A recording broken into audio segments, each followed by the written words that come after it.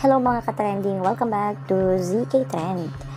Kahapon nga naganap ang finale media conference ng Goodbye My Love na kung saan nga ay grabe nga ang iyakan at punong-puno nga ng emosyon ang lahat nga ng mga cast sa pangunguna nga ni Donnie at Belle.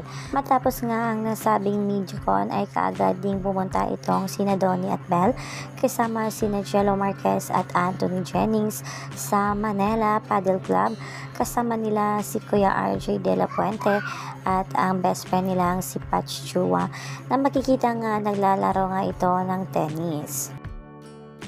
Marami ngayong nasiyahan sa pagkita muli ng apat na matagal-tagal ring hindi nagkasama. Makikita nga dito na nag-post nga itong si Patch Chua na kung saan nga ay sobrang na-miss siya at sobrang proud din siya kina Donnie at Belle.